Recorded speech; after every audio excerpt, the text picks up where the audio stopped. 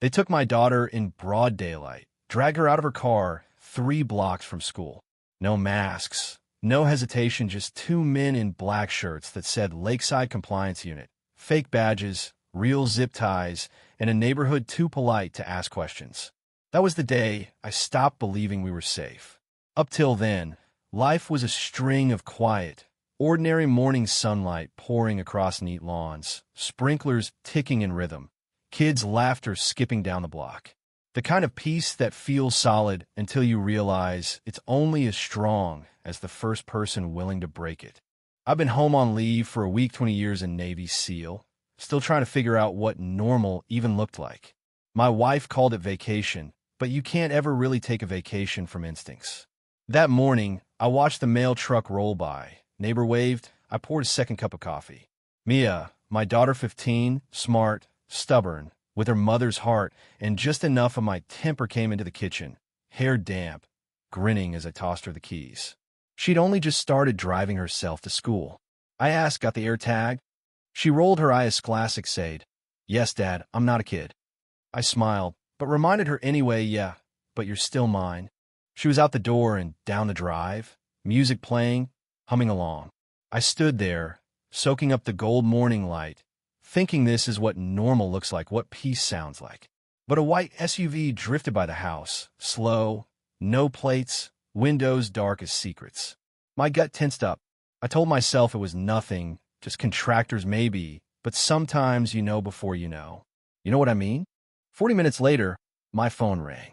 School secretary, voice careful, "Mr. Rohr, is Mia running late?" She hasn't checked in. My coffee mug went cold in my hand. I checked to find my app. Her phone pinged at Lakeside Park, 7:19 a.m. and then nothing. I flipped through security feeds, and there it was, that same white SUV, sitting at the park entrance. 2 men, black shirts. The words Lakeside Compliance Unit stitched across the chest, official enough to fool anyone, except nothing about them looked right. That morning didn't end with sirens or shouting. It ended with a silence that pressed into my chest, the kind that tells you peace is just the absence of noise, not the absence of danger. I drove to the park in 4 minutes flat, barely remembering the turns. Dogs barked, kids swung on playgrounds, nobody noticing the line that had just been crossed. I found 2 HOA guards in tan polos, sipping coffee. I asked, "You see a white SUV?" 15-year-old girl, brown hair. Blank stares, bored shrugs. Might have been compliance check on loiterers and stuff. I pressed. He got nervous, said maybe the back lot. Maintenance road. Back road was empty. Wind whispering through the trees except for a trail of fresh tire marks and Mia's backpack, lying half open in the grass. Her phone was inside, screen cracked but still warm. A recording was running, zip ties snapping, a man's voice flat and rehearsed. Compliant individual secured. Copy that. Transport to holding site. I called the sheriff's office, units assigned to the area. No county contract for security. My hands were steady. Training does that. Panic is a luxury you unlearn. I walked the tire tracks to a locked chain-link gate, snapped photos of fresh scuff marks on the padlock, pulled out the laptop I keep in my trunk, call it paranoia or old habit, and dove into county traffic feeds. 5 white SUVs passed the camera grid that morning, 4 with plates, 1 shadow, unregistered, off the books. My phone buzzed a known number. "Mr. Rohr, this is Officer Daniel from the sheriff's office. We got your call." Following up, I cut in, told him to send the patrol list for Lakeside sector. "Not standard procedure," he said. I told him it was a missing kid and an unregistered vehicle. "That's probable cause." Silence. "I'll see what I can do." I grabbed my old mission log. Every operation starts the same way. Objectives, assets, unknowns. Objective, bring me a home. Assets, everything I know, everything I've got left. I called an old teammate, Brett Lawson, now at the State Bureau. Pull the feed from smart poles at the park. 7:15 to 7:30. Look for a white SUV, no plates. He said, "You think it's cops?" I said, "I think it's someone pretending to be." 20 minutes later, he called back. "Your SUV passed the south camera, 7:18. Markings, Lakeside Compliance Unit. No contractor, no record, vanished off-grid eastbound." My heart knew where that road led. Lark's Industrial Park, half-empty, warehouses, perfect place for things people aren't supposed to see. But you don't just walk in blind. I checked my field kit: flashlight, blade, camera, sidearm. Wrote 3 words under unknowns. They took wrong. That was enough. At the HOA gate, 2 men in black polos postured like cops. I walked up, told them my daughter was missing, taken by men in their uniform. They bluffed, tried to send me away. Then a third man showed, upholder, blue button down, sunglasses, said his name was Randall Bishop, director of compliance. He tried to talk around me, but the words were rehearsed, just bureaucratic lies with a smile. I asked for contracts, legal authority.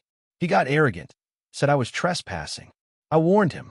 Things got heated. One of his men reached for a phone. I twisted his wrist, pinned him to the post. Bishop tried to regain control, said, "You've assaulted my personnel." I hit record on my phone, pointed the camera at his face. "Say that again." His voice started to waver, but he was still hiding behind procedures, trying to make me the villain. He threatened to call on my plates, said I was scaring people. I told him, fear's the beginning of truth. The whole time, my mind was cataloging every detail: uniforms, names, faces, words. And then the narrative turned. By noon, the HOA website posted a notice about an unauthorized trespasser. That trespasser was me. Letters went out, warning of increased tension and domestic disturbances, painting me as a threat. The school locked down. Sheriff's cruisers rolled in. Parents were scared, nobody sure what to believe. Deputy Marcus, Hale, young guy, decent, approached me. He'd already heard I was being framed as unstable. I showed him my evidence recordings, uniforms, the whole thing. He watched, eyes narrowing, and said, "That's not law enforcement gear." No, but it was meant to look like it. He agreed to run it up to his captain, but warned me. Bishop had friends: HOA board, city zoning, even the mayor's campaign. This wasn't just a power trip, it was infrastructure. My phone rang again, block number. Bishop's voice, calm as ever. "You've caused quite a disturbance, Mr. Rohr." Not the image of a responsible parent. I asked, "Where's my daughter?" He chuckled, threatened to have me painted as unstable, dangerous. It was never about hiding guilt, it was about isolating me, making the world doubt me before I could prove anything. Deputy Hale came back, told me quietly to keep my head down. He'd keep patrol at the school.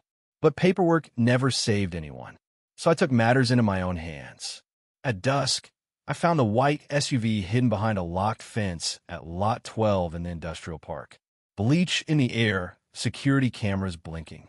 I disabled the cameras, slipped in, heard 2 men talking inside a trailer. "Bishop wants to move tonight." The girls, still quiet, check her again before transport. I cracked the keypad on the office, found files, rosters, maps, lists of non-compliant residents, Mia's name under pending transfer. Took photos. Then I heard boots. 2 men came. Einie took one out with the butt of my Glock, disarmed the other. "Where's the girl?" "South trailer, 2nd unit." I cuffed him and moved fast. Outside, Bishop's voice blared over a loudspeaker. Floodlights snapped on. Yard turned white as snow. I shot out the nearest light, used the panic to close in. 2 guards by the trailer, one with a rifle, rookie mistake. I disarmed him, barreled into the other. Breached the trailer, found Mia in a cage, dirty, zip-tied but steady-eyed. "Dad." Cut her loose, hugged her tight, then shove her through a hole in the back wall as guards closed in. I covered our escape, knocked down another guard, and we made it over the fence. Bishop tried to block us. Gun raise-aid fired, missed. I shot the pistol out his hand, walked up, pressed my own to his head. "Where's the rest of them?" He sneered. "You think this ends with me?" "No, it starts with you." I nearly finished it, but Mia's voice, small, strong, pulled me back. "Dad, don't." I let him go. We got out as sheriff sirens closed in. Deputies swarmed in. Bishop spun the story, called me the kidnapper, painted himself as the victim. They cuffed me, questioned me. Hale slipped me a flash drive body cam footage, proof of Mia in that cage. It was enough to open an investigation, but Bishop filed restraining orders, flooded the press with lies. They tried to bury me in paperwork and headlines.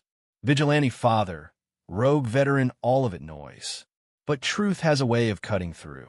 3 days later, Hale handed me a folder money trails shell company's proof that Bishop's compliance unit was just one node in a private security racket, $800,000 in 4 years for fake badges and real cages. I hacked their archive, found 5 years of surveillance, plans for a dozen more communities. Sent it to Hale. That's when it all burned down. The news feeds glitched mid-conference, footage of cages and files playing on live TV. The state launched an investigation. Bishop was arrested impersonation, unlawful detention, conspiracy. But justice is never as fast as a bullet. It's slow, messy, exhausting. 2 weeks later, I testified at the state hearing. Bishop wore a suit-no sign of the monster behind a mask. I answered their questions. Why'd I break in? Because no law should be private if it's built on fear. Why'd I fight? Because my daughter was in a cage. Why did I fire? Because darkness only thrives when you let it. The board declared all Sentinel Civic Solutions operations illegal. Bishop was remanded to federal custody. Afterward, outside the marble steps, the press wanted a soundbite. Don't let uniforms fool you, I said. Authority isn't what someone wears. It's what they answer to. Mia waited for me in the hallway, smiled for the first time in weeks. You did it, she said. We did, I told her. Life didn't snap back to normal, but the quiet came back earned, not given. The HOA was gone, the sign replaced. A new name, Hollow Commons, and a rule at the gate. No authority without accountability. Kids played again. Mia sketched the old gate, but drew open hands instead of guards. We got something better than vengeance who got change. Laws rewritten, neighborhoods awake. Bishop still waits for trial. His empires collapsed, paper by paper, like it was built quietly, efficiently, and without mercy. Sometimes, late at night, Mia asks, will it happen again somewhere else?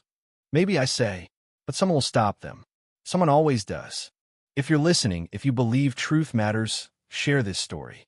Tell me where you're listening from. What does justice look like in your world? Because peace isn't the absence of trouble.